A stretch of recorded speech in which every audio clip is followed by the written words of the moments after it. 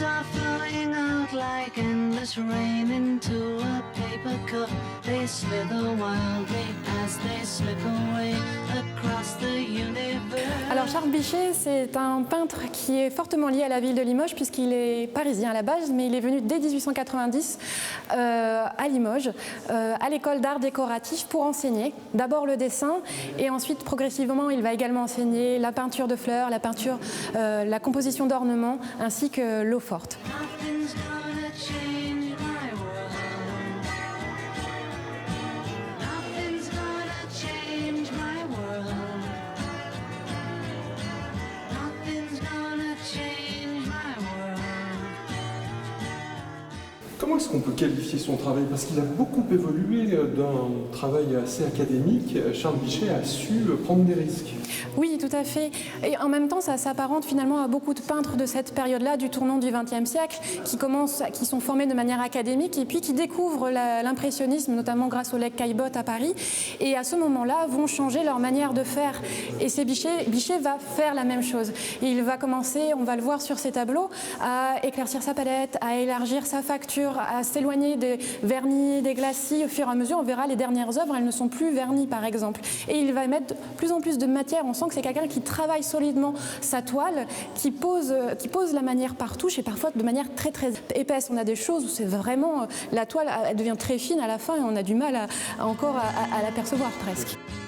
Nothing's gonna change my world. Nothing's gonna change my world. Vous pouvez voir, on peut toucher ces toiles qui sont présentées ici, on peut sentir et...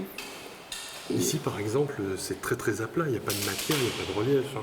Oui, sur ce panneau ici, comme vous pouvez le voir, on peut sentir, on peut au toucher, on peut sentir le dessin, la peinture. Et puis sur le troisième, là, qui se rapproche du travail de Charles Bichet, là, il y a beaucoup de relief. Là. Beaucoup de relief, comme vous pouvez le voir, oui. Alors, mais c'est le seul endroit dans le musée où on a le droit de toucher les toiles. C'est le seul endroit où vous pouvez vraiment toucher.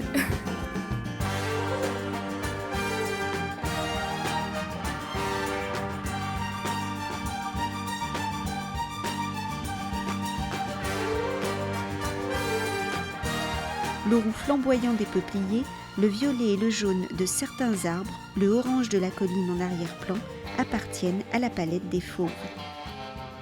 Sous mes yeux, un tout. Volume, lumière, couleur se complètent.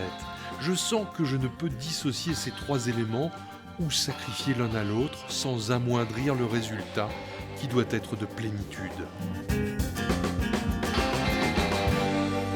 On sent effectivement déjà un tout petit peu avant avec la phase impressionniste une forme de libération en fait, quelque chose où on sent qu'il y a une jouissance de peindre et de se libérer et lorsqu'il a finalement assimilé l'impressionnisme, il va s'intéresser à différents courants artistiques, il va les explorer et prendre en fait dans ces courants ce qui l'intéresse. Et ici on s'est intéressé notamment au fauvisme, on voit à travers ces œuvres que vous pouvez visualiser ici des couleurs éclatantes, des couleurs qui sont posées en larges aplats ou en touches en tous les cas brossées de manière assez large et ces couleurs chaudes, fauves qu'il va utiliser et qui vont finalement être sa manière de faire la forme. Limoges a rejoint un mouvement qui s'est initié il y a plusieurs années. L'exposition Charles Bichet à Limoges cet été et la 4e exposition au milieu des expositions qui ont lieu à la Châtre, à Éguzon et à Guéret.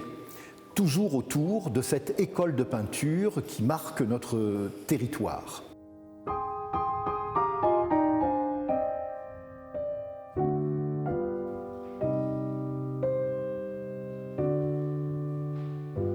Il a des élèves que l'on connaît. Il y a par exemple Jean-Marie Euzet qui a été un de ses élèves, qu'il a beaucoup apprécié. Pierre Parot également. Francis Chigot qui réalise des vitraux. Et puis ceux qu'on va montrer dans l'exposition, c'est par exemple Marcel Merguillet qui a écrit un ouvrage sur l'enseignement de son maître. Jeanne et Madeleine Klein. Et puis Léon Jouot qui fut à la fois son élève et son gendre puisqu'il a épousé sa fille cadette Charlotte en 1908.